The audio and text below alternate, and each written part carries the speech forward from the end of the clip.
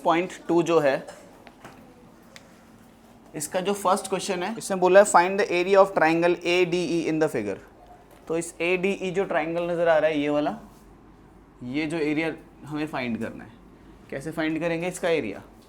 Area simply क्या होता है, देखो इसमें कुछ तो और ध्यान नहीं हमें, ठीक है। इसमें हाफ बेस इंटू हाइट ही लगा सकते हैं। देखो ये 8 है तो ऑफकोर्स ये भी 8 ही होगा, ठीक है। तो एरिया कितना होता है, half base into height. Half base कितना है, ये 8 तो ये भी 8, और इसकी हाइट कितनी है, ये 10 है तो यहाँ पे भी 10 ही होगा। तो ये कितना हुआ, 40 सेंटीमीटर स्क्वायर, ठीक है। क्वेश्चन नंबर 2 में लिखा है the parallel sides of trapezium are 40 and 20। मतलब पैरेलल साइड्स एक ट्रेपेजियम की हमें दी हैं। Find area of trapezium. याद करो इस टाइप के ट्रेपेजियम को हम क्या बोलते थे, जिसमें दो साइड इक्वल होती थी, इसे हम बोलते थे आइसोसेलेस ट्रेपेजियम। क्या बोलते थे, आइसोसेलेस ट्रेपेजियम। तो ये एक आइसोसेलेस ट्रेपेजियम है, इसका हमें एरिया निकालना है। कोई तरीका है सोचो इसका एरिया निकालने का, कैन वी डू समथिंग?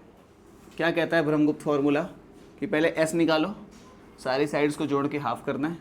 40 20 26 26, 40 20 26 26 का आधा कितना हुआ, 60 70 80 86 प्लस 26 कितना हो गया,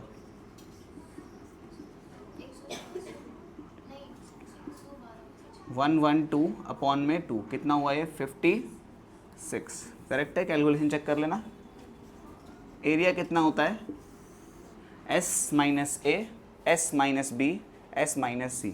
S है ये 56 माइनस ए यानी कि 26, फिर 56 माइनस 40, फिर 56 माइनस 20, फिर 56 माइनस 26। सही है सारी चीज़ें। 26 दो बार, एक बार 40 एक बार 20 है ना। माइनस करो ज़रा, कितना हुआ, कितना हुआ, 6 में से 6 गया 0, 20 में से 50 में से 20 गया 30, इधर 16, इधर 36, इधर 30। तो देखो ये तो 4 का स्क्वायर होता है, ये 6 का स्क्वायर होता है, और 30 30 का जोड़ा बन गया, यानी कि 30 का भी स्क्वायर हो गया, तो 30 ही बाहर आ गया। इसको मल्टीप्लाई कर देते हैं हम, 24 और 30 कितना हुआ, 24 मल्टीप्लाइड बाय 30, तो ये 12, 3 दूनी 6 और 1 720 सेंटीमीटर स्क्वायर है ना। तो ये आंसर आया हमारा फाइनली। उससे भी वही आता अगर उससे करते तो, ठीक है। नंबर 3 इसमें कह रहा है find the area of a triangle. कह रहा है एक ट्राइंगल है, इस ट्राइंगल की एक साइड 8 है, एक साइड 11 है, एक साइड 8 है, एक साइड 11 है, और कह रहा है इसका पेरीमीटर 32 है। इसका एरिया हमसे पूछा हुआ है। तो देखो जो मिसिंग साइड है उसको मैं ए बोल देता हूँ, ठीक है। तो हमें क्या दिया है, पेरीमीटर इसका 32 है। पेरीमीटर का मतलब क्या हुआ, सारी साइड्स का सम। तो a प्लस 8 प्लस 11 बराबर 32। तो a प्लस ये कितना होता है 19 बराबर 32। तो a कितना हो गया 32 माइनस 19 कितना हुआ 13 है ना। तो a आ गया हमारा 13, ठीक है। ये साइड हो गई हमारी 13। अब हेरोन्स फार्मूला से इसका एरिया निकाल दो, काम खत्म हो गया, ठीक है। हेरोन्स फार्मूला के लिए पहले s लिखना पड़ता है। s क्या होता है 8 जमा 13 जमा 11 का आधा, यानी कि ये कितना हो गया 4 2 24 और 8 कितना हुआ 32 का आधा, दैट इज़ 16, ठीक है। अब एरिया लिखते हैं इसका। एरिया क्या होता है अंडर रूट में, इस ट्राइंगल वाले फॉर्मूले में एक एस एक्स्ट्रा आता है, याद रख लेना, ठीक है। S minus A, S minus B, S minus C. हालांकि जो ब्रह्मगुप्त वाला फॉर्मूला होता है उसमें एस माइनस डी भी होता है, लेकिन इसमें डी 0 हो जाता है, ठीक है। एस कितना है भाई 16, फिर 16 माइनस सीधे सीधे कर दूं, फिर क्या करना है, 16 को किस में से घटाना है, 8 में से, कितना आया 8। फिर 16 में से किसको घटाना है, 13 में से, कितना आया 3। फिर 16 में से किसको घटाना है, 11 में से, कितना आया 5। ठीक है, ये बाहर हो गया 4 बन के। ठीक है, अंदर क्या रह गया, ये रह गया 2 इंटू 2 इंटू 2। 8 को मैंने ऐसे लिख दिया, 2 2 ज़ा 4, 4 2 ज़ा 8। इधर 3 ऐसे रह गया, इधर 5 ऐसे रह गया। इन दोनों 2 तो ये बाहर आ गए, बाहर आए क्या बन गया, 4 इंटू 2 भी बाहर आ गया। ठीक है, अंदर क्या बचा है, 2 इंटू 3 इंटू 5, 4 2 ज़ा 8 अंडर रूट में 30 सेंटीमीटर स्क्वायर। ये हमारा आंसर आया, 8 रूट 30 सेंटीमीटर स्क्वायर। ठीक है, साइड्स की रेशो दे रखी है हमें 3:5:7। मान लेते हैं ये A है, ये B है, ये C है। तो A:B:C हमें दिया है 3:5:7। ठीक है, समझ आई। यहाँ से बताना A कितना हो जाएगा 3x, B कितना हो जाएगा और C। साथ ही साथ हमसे बोला कि जो पेरीमीटर है वो 300 है। पेरीमीटर का मतलब क्या होता है, A plus B plus C 300 है। That means 3x plus 5x plus 7x कितना है 300 है। कितना हो गया ये 5 3 5 8 और 7 15x कितना है 300 है। तो x कितना हो गया 300/15 दैट इज 20 सेंटीमीटर। तो x 20 आ गया हमारा। अब इसके बाद हमें क्या करना है, इसके बाद हमें ABC निकालना है। A के लिए क्या करना पड़ेगा, A कितना था हमारा 3x था, 3x यानी कि 3 x का क्या आएगा 20। कितना हो गया, x की वैल्यू तो निकाल ली ना हमने। B कितना है 5x, 5 ऐसे ही x की जगह क्या आएगा, कितना हो गया C कितना हुआ 7x। अगेन x की जगह क्या आएगा, कितना हो गया, नहीं यहाँ 7 आना है ना, कितना 140। बस अब हीरोन्स फार्मूला लगाना है। ठीक है, क्या होता है, पहले निकालना होता है हमें S क्या होता है A plus B plus C/2। तीनों का सम करते हैं, कितना हुआ, इन दोनों को जोड़े तो 200 हो गया, 300 हो गया है ना, सबको जोड़ के 300 आ रहा है। तो 300 का आधा कितना होता है 150 है ना।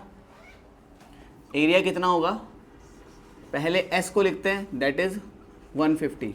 फिर 150 में से A घटाना होता है, माइनस करना ज़रा। 150 में से A यानी कि 60 गया, कितना बचा 90। तो 90 ऐसे ही आ गया।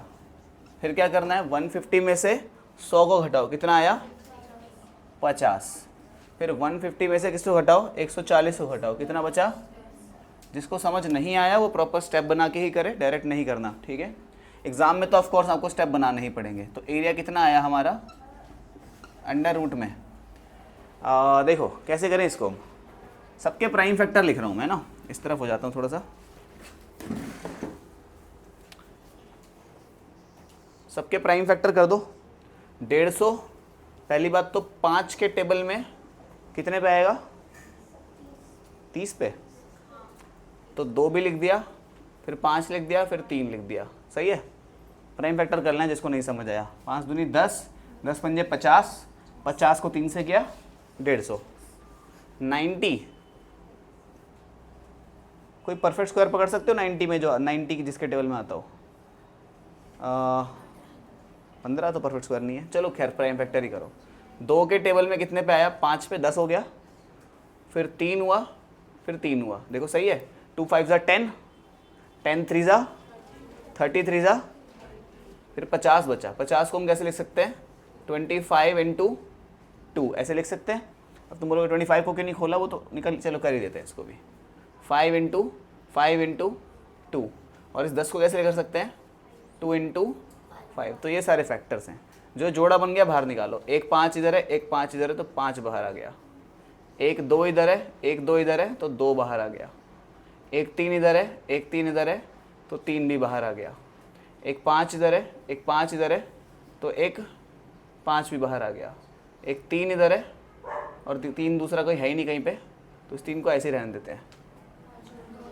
ये रहा 2, ये रहा 2, तो 2 को निकाल दिया, और कोई आ गया क्या, ये 5 भी आ गया, ये रहा 5, ये रहा 5, तो इस 5 को भी बाहर निकाल दिया। अंडर रूट में सिर्फ और सिर्फ 3 रह गया।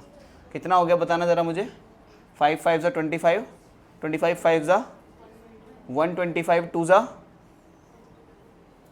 150, नहीं 125 का डबल 250, 250 का डबल कितना हुआ, 500 का ट्रिपल 1500, चेक कर लेना कैलकुलेशन, 1500 √3 इसका आंसर आ रहा है ना। नंबर 5 में कहता है one diagonal of a rhombus is twice as long as the other diagonal. मतलब कह रहा है एक रोम्बस है,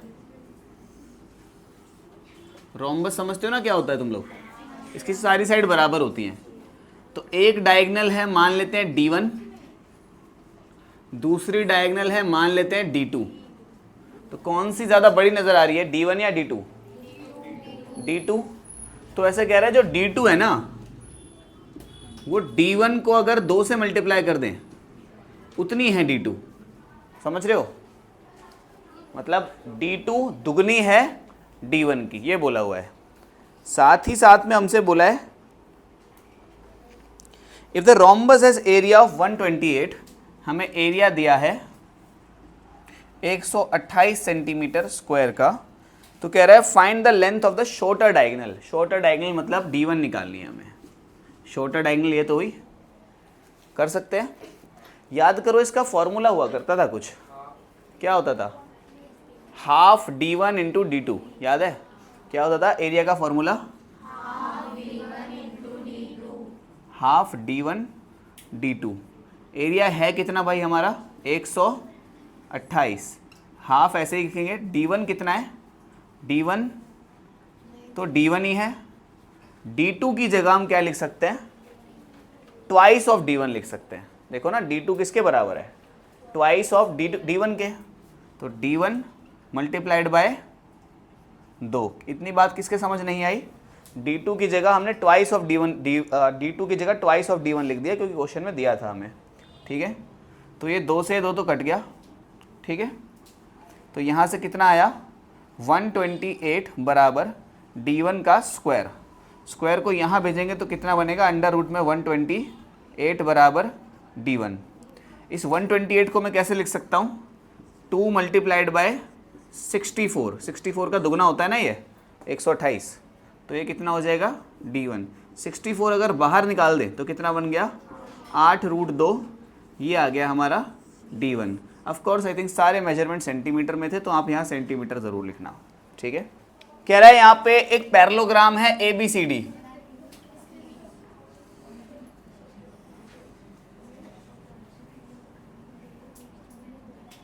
क्वेश्चन नंबर 6 है ये। एक पैरेललोग्राम है ABCD, पैरेललोग्राम में क्या होता है, साइड सामने साइड्स इक्वल और पैरेलल होती है, ठीक है।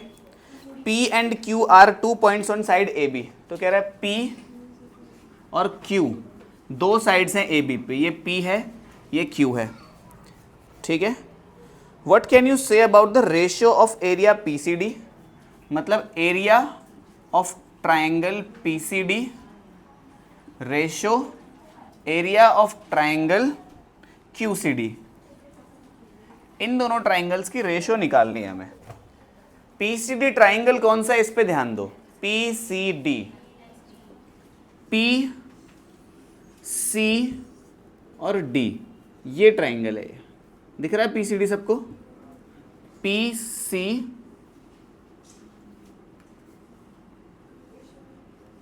D, और दूसरा ट्राइंगल QCD है, QCD कौन सा है, ये वाला, दिख गया तुम लोगों को।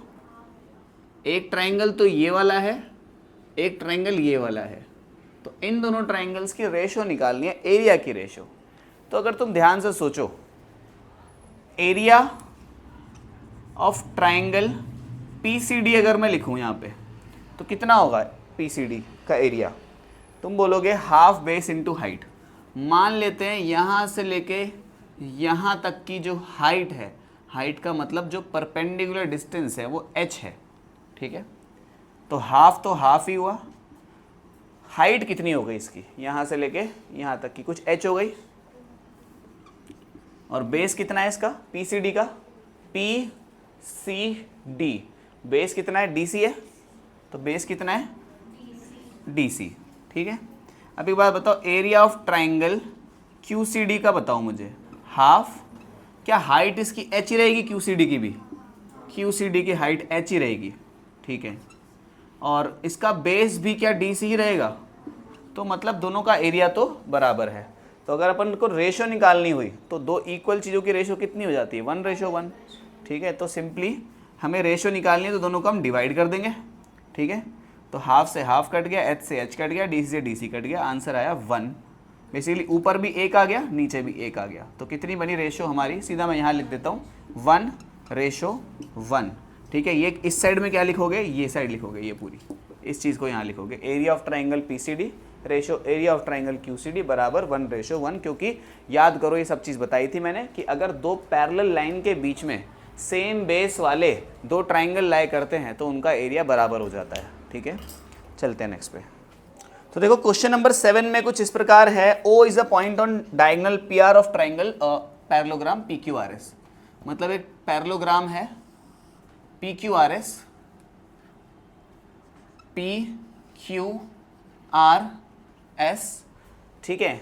तो गिवन मैं साथ साथ में लिखता चलता हूँ, गिवन क्या है कि PQRS is a parallelogram, PQRS एक पैरेललोग्राम है, ठीक है।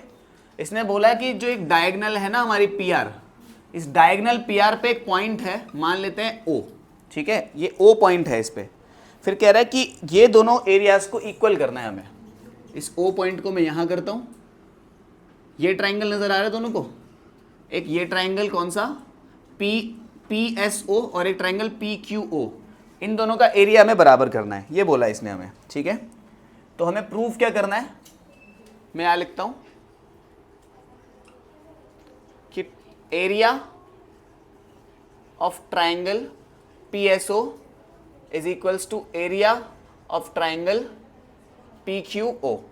तो देखो इस एरिया के लिए इसका बेस देखो, PSO जो ट्राइंगल है इसका बेस कितना है PO, PQO जो ट्राइंगल है इसका बेस भी कितना है, तो हमें PO बेस तो बराबर मिल गया, हाइट बराबर नहीं मिली। एक काम करते हैं, इसका एक परपेंडिकुलर डालते हैं यहाँ से, इसको मैं M कह देता हूँ जो कि 90 डिग्री पे है, यहाँ से भी एक परपेंडिकुलर डालते हैं जिसको मैं N कह देता हूँ जो कि ये भी 90 डिग्री पे आया है। तो अगर इन दोनों के परपेंडिकुलर बराबर हो जाए, मतलब ये SM NQ के बराबर हो जाए तो काम हो जाए। तो मैंने कंस्ट्रक्शन करी है थोड़ी सी,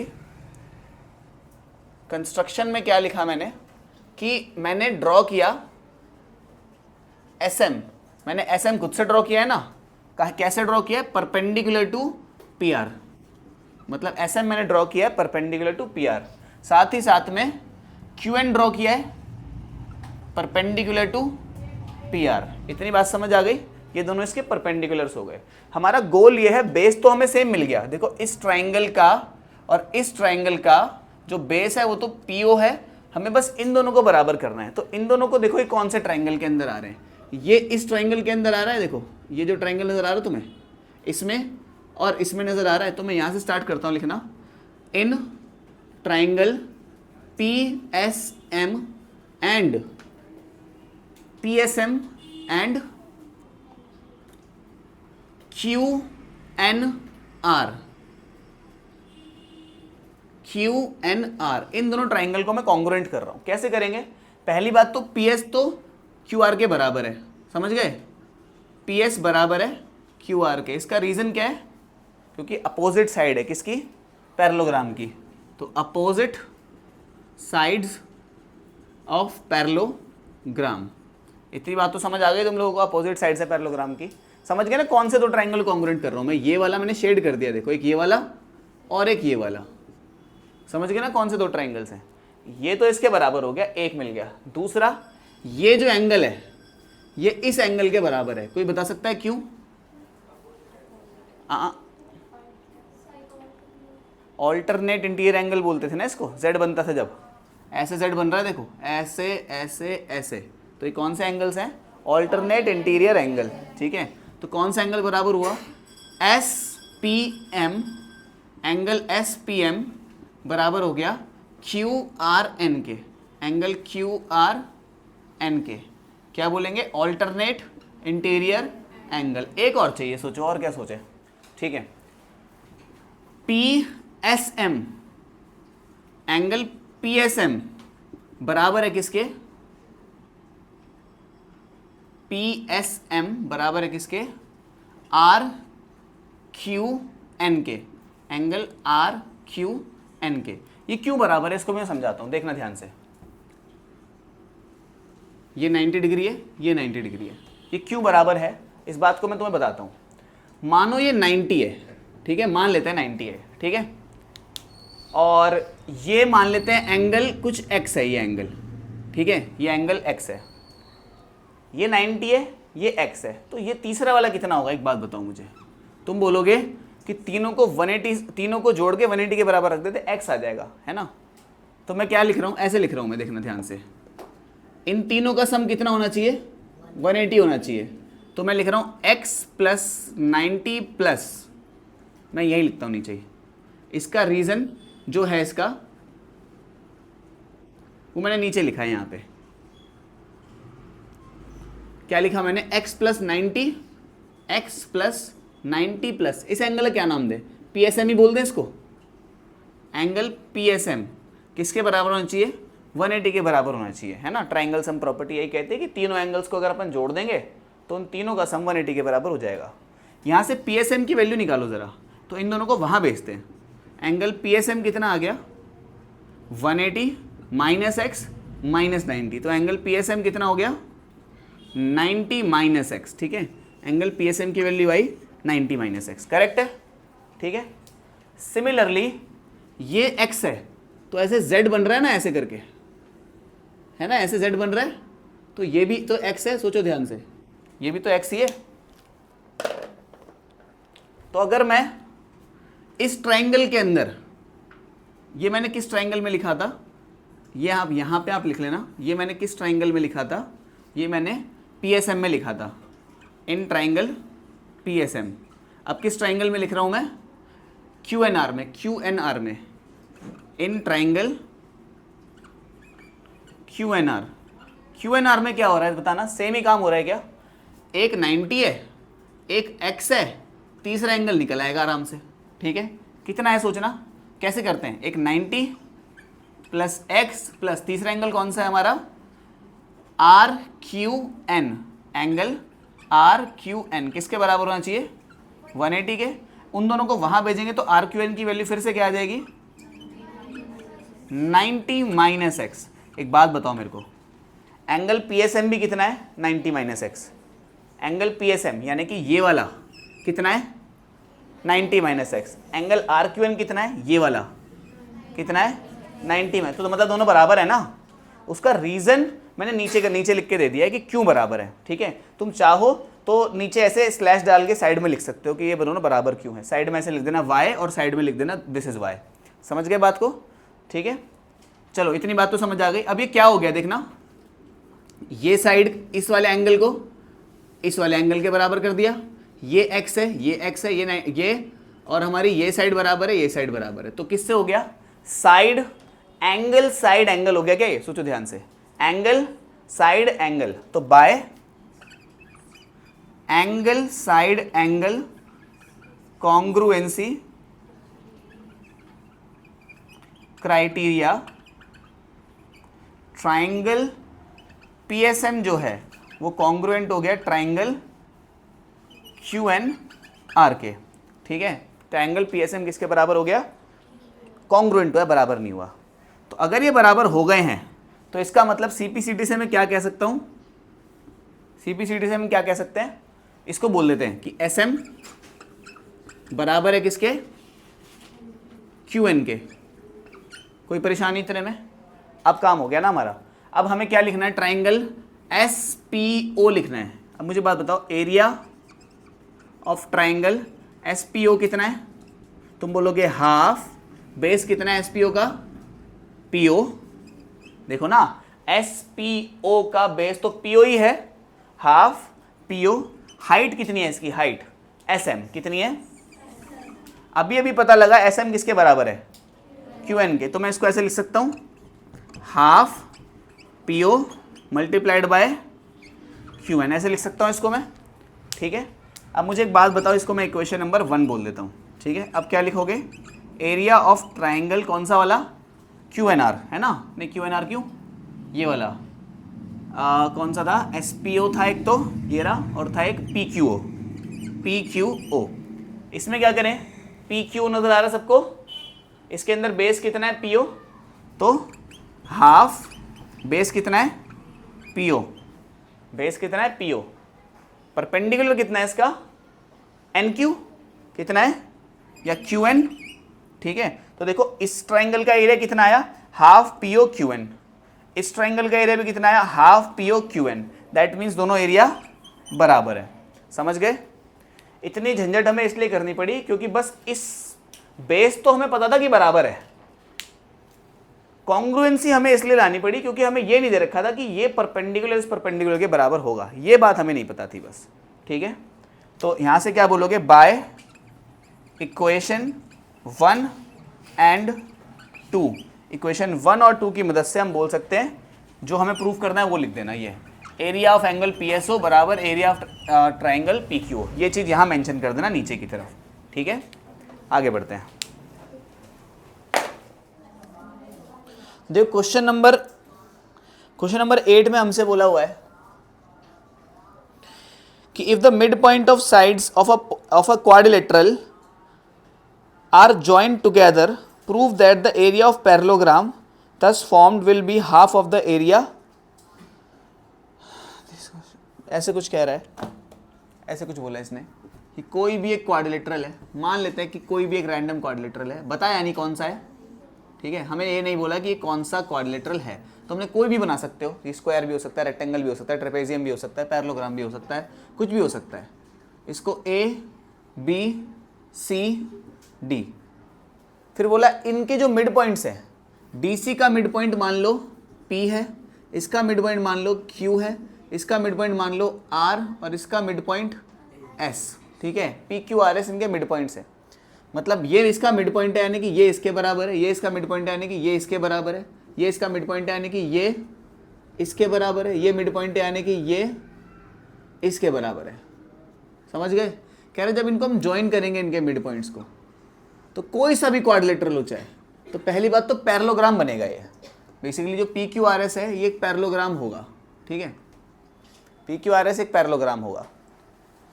इस बात को प्रूव करने के लिए हमें एक थ्योरम आनी चाहिए जिसको हम बोलते हैं मिड पॉइंट थ्योरम। तो इस बात को मैं अभी प्रूव नहीं कर रहा कि ये पैरेललोग्राम होगा, क्योंकि इसका प्रूफ आगे चैप्टर्स में आएगा, क्वाड्रिलेटरल चैप्टर आएगा, ठीक है। याद रखना, ये एक ऐसी कोई बात बताई थी कि अगर कोई भी क्वाड्रिलेटरल के मिड पॉइंट्स को अगर हम ज्वाइन करेंगे तो एक पैरेललोग्राम बनेगा हमेशा, ठीक है। कोई भी क्वाड्रिलेटरल हो चाहे, ठीक है, उसको अगर मिड पॉइंट्स को ज्वाइन किया जाएगा तो हमेशा एक पैरेललोग्राम बनेगा।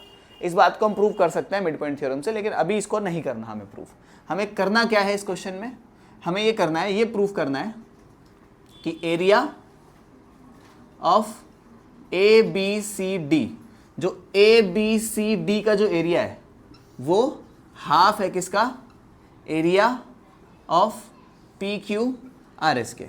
मतलब जो अंदर वाला जो क्वाड्रिलेटरल है, और जो वो अंदर वाला क्वाड्रिलेटरल का एरिया आधा है बाहर वाले क्वाड्रिलेटरल के एरिया के, ये प्रूफ करना है हमें। कैसे करेंगे इसको प्रूफ, सोचते हैं। तो पहली बात तो यहाँ से मान लेते हैं, यहाँ से लेके यहाँ तक की जो हाइट है वो m मान लेते हैं हम, ठीक है, कोई परेशानी। यहाँ से यहाँ तक की हाइट को हमने m मान लिया, ठीक है। अब एक बात बताओ मेरे को, एरिया ऑफ ABCD कितना होगा, ABCD का एरिया, तो तुम बोलोगे हाफ बेस इंटू हाइट होगा, हाफ नहीं, कोई भी क्वाड्रिलेटरल रहता है ना, तो उसका क्या रहता है कि जैसे मानो ये क्वाड्रिलेटरल है ऐसे, तो जो भी बेस हो उसको हाइट से मल्टीप्लाई करना होता है, हाफ नहीं करना होता है इसका, सिर्फ बेस इंटू हाइट करना होता है। तो ABCD में बेस कितना है, DC है, कितना है DC, बेस हाइट कितनी है M, कैपिटल M, ठीक है। अब इसके बाद क्या करते हैं, एरिया ऑफ PQRS निकालो। PQRS का एरिया कैसे निकाल सकते हैं, हम सोचते हैं PQRS का एरिया हम इसको दो हिस्सों में डिवाइड करके काम कर सकते हैं ना। दो हिस्सों में अगर इसको हम डिवाइड करें, ऐसे अगर इसको हम ऐसे एक लाइन खींच दें ऐसे करके, ठीक है, तो फिर इसका हो जाएगा बेस तो कॉमन हो जाएगा,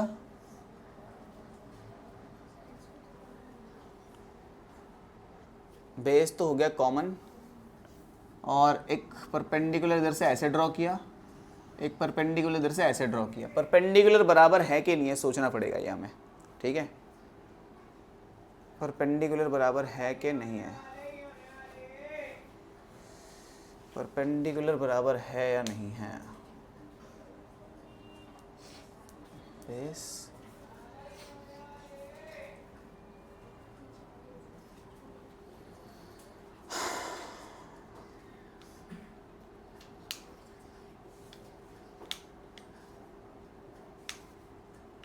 परपेंडिकुलर बराबर है कि नहीं है ये सोचना पड़ेगा हमें। पॉज करना 1 मिनट। तो देखो इस क्वेश्चन को, 8th क्वेश्चन को मैं ये अज्यूम करके बेसिकली, मेरी बात सुनना, इसमें बोला है कि ABCD एक ऐसा एक क्वाड्रिलेटरल है। मैं मान लेता हूँ कि ये एक पैरेललोग्राम है ना, कोई सा भी क्वाड्रिलेटरल हो सकता है, ये ABCD ये एक पैरेललोग्राम है, ठीक है। वैसे तो नॉर्मल क्वेश्चन में बोला है कि एक क्वाड्रिलेटरल है। क्वाड्रिलेटरल के लिए प्रूफ करने के लिए आपको मिड पॉइंट थ्योरम आनी चाहिए, जो कि अभी तक सिखाई नहीं है इन लोगों ने। तो इसको हम आगे प्रूफ करेंगे आगे किसी चैप्टर में, तब शायद हो सकता है इस क्वेश्चन को दोबारा रिविजिट करें हम। लेकिन अभी के लिए हम ये अज्यूम करके चलते हैं कि ABCD एक पैरेललोग्राम है, और बोला हुआ है कि PQRS जो है, PQR और S जो हैं ये इसके मिड पॉइंट्स हैं। मतलब ये सारे के सारे मिड पॉइंट है ना, ये सारे, मतलब हमें गिवन है कि PQRS आर मिड पॉइंट्स, ठीक है। मान लेते हैं यहाँ से यहाँ तक का जो बेस है वो A है, कैपिटल A, और मान लेते हैं जो टोटल हमारी हाइट है यहाँ से लेके यहाँ तक की जो टोटल हाइट है वो कैपिटल H है, ठीक है। तो तो देखो हमें प्रूफ क्या करना है, हमें प्रूफ करना है कि जो ABCD का एरिया है अगर उसको हम आधा कर दें तो PQRS का एरिया आ जाएगा, ठीक है। एरिया ऑफ ABCD को अगर हम आधा कर दें तो एरिया ऑफ PQRS आ जाएगा, ठीक है। तो कैसे करें, एरिया ऑफ ABCD लिखते हैं हम, जो कि कितना होता है, बेस यहाँ से यहाँ तक का और हाइट ये रही। तो बेस कितना है हमारा A, ठीक है। अच्छा A हमने ऑलरेडी लिया हुआ तो इसको M और N ले लेते हैं, ठीक है, इसको M ले लेते हैं। बेस कितना है हमारा M, हाइट कितनी है हमारी H, ठीक है। तो ये तो आ गया ABCD का एरिया। सिमिलरली PQRS का जो एरिया है उसको हम डायरेक्ट नहीं निकाल सकते, तो हमें इसको इससे ज्वाइन करना पड़ेगा यहाँ से यहाँ तक का। अगर एक बात बताओ, क्योंकि ये पैरेललोग्राम है, ठीक है, तो ये M है तो ऑफकोर्स ये भी कितना होगा, ये भी M ही होगा, मतलब SQ भी कितना है, M ही है, इसको भी हम M बोल देते हैं, ठीक है। अब ध्यान देना, अगर मैं यहाँ से यहाँ तक एक लेंथ डालूँ तो ये लेंथ होगी कितनी, अगर टोटल था H तो ये हो जाएगा कितना, कैपिटल H/2, इतना ही हो जाएगा। और ये कितना हो जाएगा यहाँ से यहाँ तक का, ये भी कैपिटल H/2 हो जाएगा। समझे कैसे हुआ ये, टोटल थी लेंथ, पूरी हाइट हमारी H थी, तो आधा आधा कितना हो जाएगा, H/2 इधर, H/2 इधर, ठीक है। PQRS का एरिया को हम दो ट्राइंगल के एरिया को जोड़ के दिखा सकते हैं कि ये वाले ट्राइंगल का एरिया प्लस ये वाले ट्राइंगल का एरिया, ठीक है। इस ट्राइंगल का एरिया कितना है, triangle area of triangle SRQ plus area of triangle SQP, समझ गए। तो जो PQRS है वो दो ट्राइंगल से मिलके बना है, ऊपर वाला ट्राइंगल प्लस नीचे वाला triangle. Area of triangle SRQ है कितना देखते हैं, ट्राइंगल का एरिया होता है हाफ, बेस कितना है SRQ का, SRQ का जो बेस है वो SQ है, दूसरे शब्दों में बोला है तो M है, M ही तो है SQ। हाइट कितनी है यार इसकी, H/2, समझ गए, प्लस ये कितना है, एरिया ऑफ ट्राइंगल SQP कितना है, हाफ मल्टीप्लाइड बाय बेस कितना है, एस क्यू, एस क्यू का मतलब m, और हाइट कितनी है इसकी, h/2। इसको सॉल्व करेंगे तो कितना आएगा, mh/4 प्लस इसे सॉल्व करेंगे कितना आएगा, mh/4। mh/4 दो बार है तो इसको हम ऐसे लिख सकते हैं क्या, mh/4 मल्टीप्लाइड बाय 2, तो कितना हो जाएगा ये, mh/2। तो क्लियरली देख के पता लग रहा है कि ABCD का जो एरिया आया था हमारा, जो ABCD का एरिया आया था वो m × h था, और PQRS का जो एरिया आया है वो mh/2 आया है, तो मतलब ये इसका आधा ही है। ठीक है, तो बात समझ गए तुम लोग कि area of triangle ABCD half है किसका, एरिया ऑफ ट्राइंगल नहीं सॉरी, एरिया ऑफ PQRS। यही लेकर आना था हमें इसके अंदर कि जो पूरे का एरिया आया था हमारा, पूरे का एरिया कितना आया था, m × h, और जो सिर्फ PQRS है उसका एरिया कितना आया, mh/2। ठीक है, उसका हाफ आया, ये लेकर आना था हमें। ठीक है, एक बार समझ के दोबारा करना है इसको। ठीक है, क्वेश्चन नंबर 9 में कहता है ट्राइंगल ABC है कोई, ऐसे ट्राइंगल है ABC,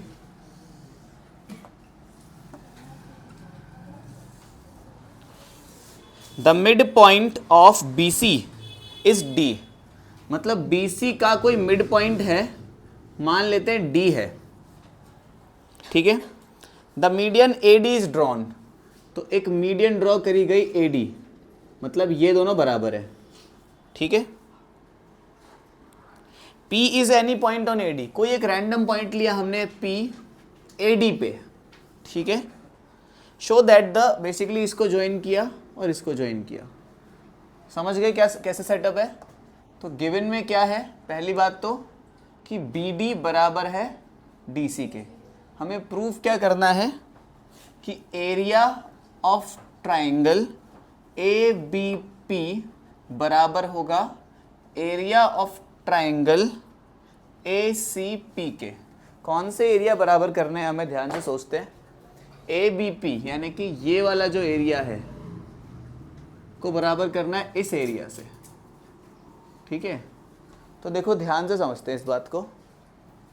मान लेते हैं यहाँ से लेके यहाँ तक की जो हाइट है वो h है। ठीक है, यहाँ से लेके यहाँ तक की जो हाइट है इसको क्या मान ले, h1 मान लेते हैं। ठीक है, h' मान लेते हैं। समझ गए। तो अब देखो क्या कर रहा हूँ मैंने देखा ये जो पूरा बेस है इसको B मान लेते हैं, पूरे बेस को। तो ऑफ कोर्स इतना पार्ट कितना हो जाएगा, क्योंकि ये आधा है उसका, B/2, और इतना पार्ट भी ऑफ कोर्स इसका B/2 ही हो जाएगा। इतनी बात सबको समझ आ गई है। अब मुझे एक बात बताओ कि पूरे ट्राइंगल का छोड़ो, मुझे ट्राइंगल ADB का एरिया बताओ। एरिया ऑफ ट्राइंगल ABD कितना होगा, ABD का एरिया। तो तुम बोलोगे हाफ बेस कितना है, हाफ बेस कितना है, B/2। हाइट कितनी है इसकी, ABD की हाइट कैपिटल H है, तो कितना हो गया एरिया, BH/4। कोई दिक्कत परेशानी, पक्का। अब मुझे बताओ एरिया ऑफ ट्राइंगल, देखो मुझे कौन सा शेडेड रीजन तक पहुंचना है मुझे, तो शेडेड रीजन तक पहुंचने के लिए इस पूरे ट्राइंगल में से ये छोटा ट्राइंगल हटाना पड़ेगा, है ना। तो एरिया ऑफ ट्राइंगल BPD बताओ, BPD, समझ गए। BPD कितना होगा, हाफ तो हाफ ही है। ठीक है, बेस कितना है, B/2। हाइट कितनी है BPD की, H1, तो कितना हो गया BH1/4। कोई परेशानी। तो अब मुझे क्या निकालना है, एरिया ऑफ ट्राइंगल APB, है ना, या ABP। Area of triangle ABP बताओ कितना है। तो ध्यान से सोचो अगर तुम कि इस पूरे ट्राइंगल में से अगर मैं ये हिस्सा हटा दूं तो क्या APB का एरिया आ जाएगा। सोचो ध्यान से दोबारा से, ADB वाले ट्राइंगल में से पी डी बी वाला ट्राइंगल माइनस कर दिया जाए तो शेडेड रीजन आ जाएगा। तो शेडेड रीजन है कौन, क्या ए पी बी है, मतलब इन दोनों को माइनस करके आ जाएगा वो जो हमने ऊपर लिखे हैं। तो ए पी बी कैसे आएगा, area of triangle A B D में से अगर हम area of triangle B P D minus कर दे तो मतलब इसमें से इसको घटाना है, यानी कि बी एच बाय 4 में से बी एच डैश बाय 4 घटाना है। b बाय 4 तो कॉमन ले लिया मैंने, b बाय 4 तो कॉमन आ गया, यहाँ क्या आ गया h माइनस एच डैश। ठीक है, ये आ गया किसका area, area of triangle A B P, ये आ गया हमारा क्या ए बी पी, यानी कि शेडेड रीजन का एरिया इधर वाला आया है सिर्फ अभी। ठीक है, सिमिलरली हम इधर वाला भी निकालते हैं। ठीक है, फिर दोनों को प्लस कर देंगे। हमें क्या निकालना है, हमें निकालना क्या था इस क्वेश्चन में, वेयर इज द बुक, हमें basically show the area A P B, जो ये वाला एरिया आया है उसको इस वाले एरिया के बराबर दिखाना है। ठीक है, तो देखते हैं, सेम तरीका साइड वाली साइड में भी करते हैं। तो देखो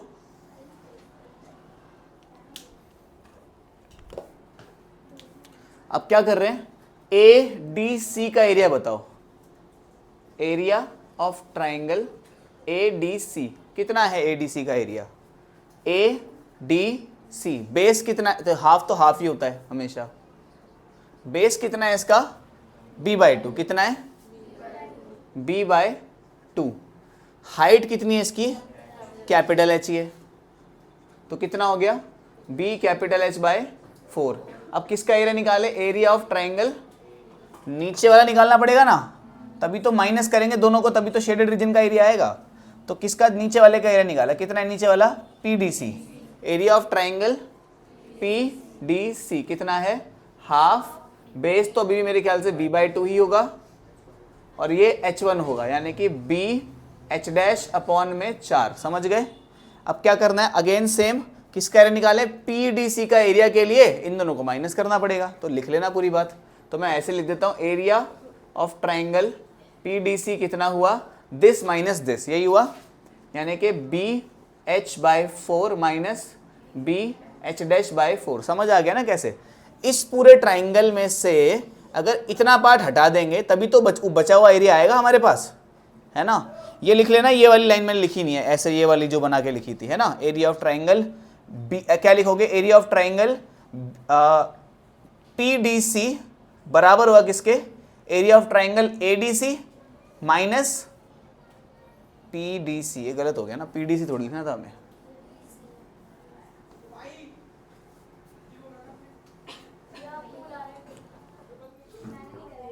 ठीक है।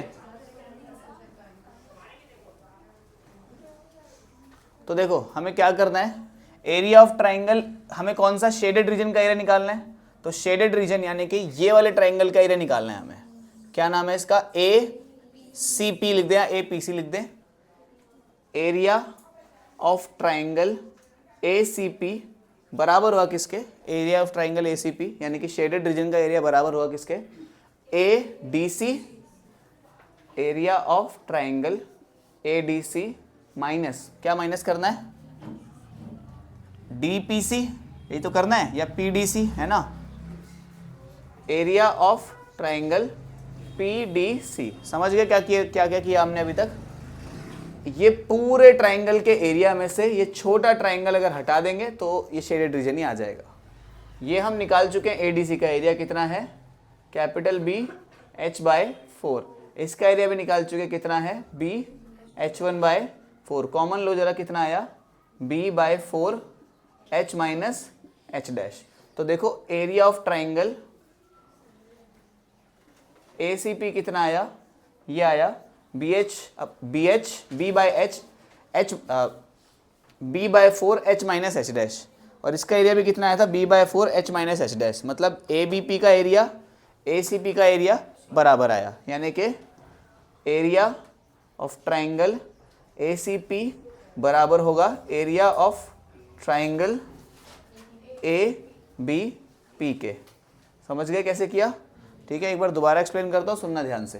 पहले हमने इसका एरिया निकाला, ठीक है, फिर इसका एरिया निकाला, दोनों को माइनस किया तो ये वाला पार्ट आ गया, ठीक ठीक। फिर इसका एरिया निकाला, फिर इसका एरिया निकाला, दोनों को माइनस किया तो ये वाला पार्ट आ गया। ठीक है, तो जब ये वाला पार्ट आया था उसका आंसर ये आया था, जब ये वाला पार्ट आया तो इसका आंसर ये आया है। तो जब एरिया निकाल के हमने देखा कि दोनों तो बराबर ही हैं और यही हमें प्रूव करना था कि इसका एरिया इसके बराबर होगा। ठीक है, आगे बढ़ते हैं। P be a point, basically P कोई सा भी एक पॉइंट है स्क्वायर के अंदर, इसको ज्वाइन किया हुआ है, इसको ज्वाइन किया हुआ है, इसको ज्वाइन किया हुआ है और इसको ऐसे ज्वाइन किया हुआ है। ठीक है, what is the ratio of areas of the red region to the green region. तो इसमें कलर तो ये रेड और ये रेड है, ये ग्रीन है और ये ग्रीन है।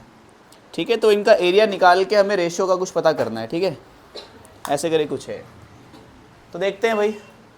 इसमें तो पहली बात तो यहाँ से यहाँ तक अगर ए है साइड, तो ये साइड भी कितनी होगी, ए होगी, ये साइड भी कितनी होगी, ए ही होगी, और ये साइड भी कितनी होगी, ए ही होगी। सारी साइड्स ए होंगी क्योंकि ये एक स्क्वायर है। ठीक है, ये रेड रीजन है, इसको मैं नीचे कर देता हूँ, और ये ग्रीन रीजन है, इसको मैं साइड में करता हूँ ऐसे। यहाँ से यहाँ तक मैं कुछ परपेंडिकुलर डालता हूँ, मान लेते हैं परपेंडिकुलर है एच। ठीक है, एक बात बताओ, अगर ये परपेंडिकुलर एच है और यहाँ से लेके यहाँ तक की टोटल दूरी कितनी है, ए है, तो ये वाला परपेंडिकुलर कितना हो जाएगा बताओ मेरे को। वेरी गुड, ए माइनस एच कितना हो जाएगा, ये वाला ए माइनस एच। समझ गए, तो ये पॉइंट पी था हमारा। सिमिलरली अगर ये जो पॉइंट है इसको मैं कितना मान लूँ, ये जो ग्रीन रीजन है, इस पॉइंट को मैं ऐसे, इस लेंथ को अगर मैं स्मॉल एम मान लूँ। ठीक है, स्मॉल एम मान लिया यहाँ से यहाँ तक के परपेंडिकुलर को, ये परपेंडिकुलर्स डाले मैंने। ठीक है, तो अगर ये पूरा का पूरा ए है, इतना एम हो गया, तो ये वाला कितना हो जाएगा, ए माइनस एम 90 डिग्री पे। क्लियरली हो गई इतनी बात। तो मुझे बताओ ग्रीन एरिया टोटल देखते हैं हम। ग्रीन एरिया, ग्रीन एरिया में कौन कौन है, पी डी सी है, area of triangle P D C है, प्लस और कौन है, पी ए बी है, area of triangle P A B है, पी ए बी। मुझे बताओ पी डी सी का कितना एरिया है, पी डी सी का, पी डी सी का जो एरिया है वो कितना है, हाफ, बेस कितना है, ए, हाइट कितनी है, M, plus P A B का कितना एरिया है, P A B half, base कितना है, ए, हाइट कितनी है, ए माइनस एम। क्लियर हो गई इतनी बात। अब क्या करें, यहाँ से हाफ ए तो कॉमन आ गया, यहाँ क्या बचा, एम बचा, यहाँ हाफ ए तो चला गया, यहाँ क्या बचा, ए माइनस एम बचा। करेक्ट है, समझ गए ना। ये हाफ और ए यहाँ से और यहाँ से कॉमन निकाल लिया, जो बचा एम बचा और यहाँ ए माइनस एम बचा। ठीक है, ये माइनस एम से प्लस एम तो चला गया, तो कितना आया, हाफ ए स्क्वायर, यानी कि ए स्क्वायर बाय 2, इतना आया ये वाला एरिया, कौन सा, ग्रीन एरिया। ठीक है, सिमिलरली हम ब्लू नहीं सॉरी रेड एरिया निकालते हैं। तो यहाँ मैं लिखता हूँ रेड एरिया। रेड एरिया के लिए क्या करना पड़ेगा, same half base into height. मुझे बताओ रेड एरिया किस किस से मिलके बना है, एक तो पी डी ए से, area of triangle P D A, plus P C B से, किससे, area of triangle P C B. ठीक है, पी डी ए देखो जरा, पी डी ए बेस कितना है, तो हाफ, बेस है ए, हाइट कितनी है, A minus H, plus half, area of triangle P C B कितना है, पी सी बी कौन सा, ये वाला है, बेस कितना है, ए, हाइट कितनी है, एच, अगेन हाफ है तो कॉमन आ गया, बचा क्या इधर, ए माइनस एच, इधर क्या बचा, सिर्फ एच। इतनी बात समझ गए। एच से एच फिर से कट गया, तो कितना आया एरिया हमारा, ए स्क्वायर बाय 2। तो दोनों का एरिया तो बराबर हो गया। तो इसका मतलब क्या हुआ जब अगर मैं ग्रीन एरिया की रेड एरिया से रेशो निकालूं तो 1:1 हो जाना चाहिए। तो red area ratio green area अगर हम निकालेंगे तो कितना हो जाएगा, ये कितना है a²/2 और नीचे फिर से a²/2, तो ये कट के कितना हो जाना है फिर से 1:1 हो जाएगा। समझ गए कैसे किया? ठीक है, आगे बढ़ते हैं। ओके, तो देखो हमारा लास्ट क्वेश्चन है 11th, ठीक है, जिसके अंदर बोला है ऐसा कुछ फिगर दिया हुआ है, इसको इंटरसेक्ट किया गया है डी पे, ठीक है। हमें गिवन क्या है, गिवन ये है कि जो डीपी है वो पैरेलल है क्यूसी के। हमें प्रूफ क्या करना है कि एरिया ऑफ ट्राइंगल BPQ बराबर है half of area of triangle ABC के। ये करना है हमें प्रूफ, ठीक है। तो देखो इसको ऐसे नहीं कर पाएंगे हम, हमें छोटी सी एक कंस्ट्रक्शन करनी पड़ेगी। कंस्ट्रक्शन में क्या करना पड़ेगा, C से D को ज्वाइन कर दो। जो भी कंस्ट्रक्शन करो उसको डॉटेड लाइन से दिखाया करो, ठीक है। तो क्या करा मैंने, ज्वाइन D to C। अब इसमें दो कॉन्सेप्ट यूज होंगे, वो आपको याद होने चाहिए। पहली बात तो अगर दो पैरेलल लाइन है सेम बेस से, अगर एक ट्राइंगल ऐसे गया है और एक ट्राइंगल ऐसे गया है तो इन दोनों का एरिया सेम होता है। एक कॉन्सेप्ट नंबर 1 ये। दूसरा कॉन्सेप्ट क्या, कि अगर अपने पास जैसे ये एक ट्राइंगल है, ये हमने पीछे प्रूफ भी किया है, ठीक है, और ऐसे कर थोड़ा दूसरा ट्राइंगल बनाते हैं तो बहुत सिंपल सा ही हो गया है ना। कुछ ऐसा टेढ़ा सा ट्राइंगल है हमारे पास, ठीक है, और कुछ ऐसे करके एक मीडियन डाला हुआ है यहाँ पे। मीडियन समझते हो, जो इसने इसको दो बराबर हिस्सों में डिवाइड किया है, ठीक है। मान लेते हैं ये वाला एरिया है A, ये वाला एरिया है B, ठीक है। तो A और B दोनों बराबर होंगे। जो मीडियन होता है एक ट्राइंगल को दो बराबर एरियाज में डिवाइड करता है। Median divides the triangle into 2 equal areas. ये दो कॉन्सेप्ट्स का इसमें इस्तेमाल होगा इस क्वेश्चन के अंदर, ठीक है। तो सबसे पहले तो मुझे एक बात बताओ, C, P और D, ये ट्राइंगल दिख रहा है ये वाला, मैं इसको अब डार्क ही कर रहा हूं क्योंकि समझाना है मेरे को, है ना। ये वाला ट्राइंगल सबको नजर आ रहा है, ये ट्राइंगल ये वाला, है ना, और ये वाला, ध्यान से सोचो तो ये वाला, क्या इन दोनों का एरिया बराबर होगा? कैसे? दोनों का बेस और दोनों पैरेलल लाइन के बीच में, है ना। तो क्या लिख रहा हूं मैं, एरिया ऑफ ट्राइंगल कौन सा है, CPD बराबर होगा एरिया ऑफ ट्राइंगल कौन सा, PDQ, है ना, PDQ। इसका रीजन क्या लिखोगे आप, ठीक है, मैं लिख नहीं रहा, बोल देता हूं। Triangles between two parallel lines having same base has equal areas. मतलब वो ट्राइंगल जिनका बेस सेम होता है, ठीक है, उनका एरिया बराबर हो जाता है अगर वो पैरेलल लाइंस के बीच में है तो, ठीक है, ठीक है। अब मैं किसको लिख रहा हूं, BPQ को लिख रहा हूं मैं, area of triangle BPQ। BPQ को हम कैसे लिख सकते हैं बताओ, BPQ जो ट्राइंगल दिख रहा है तुम्हें, BPQ,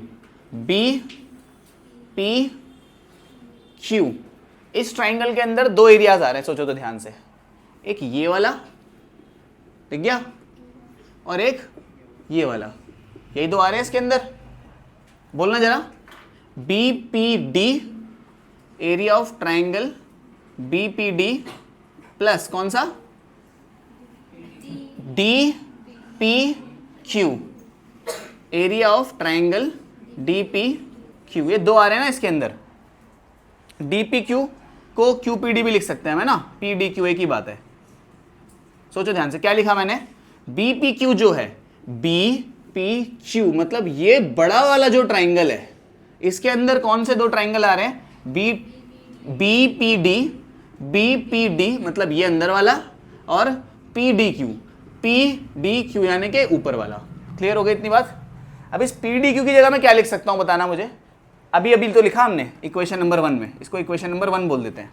इस PDQ की जगह क्या लिख सकता हूं बताना, CPD लिख सकते हैं, लिख दो, area of triangle B P Q बराबर area of triangle B P D plus इसकी जगह C P D, area of triangle C P D. एक बात बताओ मेरे को, area of triangle B P Q कितना हो गया? अगर हम बी पी डी को सी पी डी से जोड़ देंगे तो क्या बनेगा, देखते हैं। बी पी डी, ये ट्राइंगल बन गया। समझ गए कौन सा आगे? ये वाला जो मैंने शेड कर दिया, ठीक है। किससे जोड़ रहा है? सी पी डी से। सी पी डी कौन है यार? ये है, दिख रहा है ये।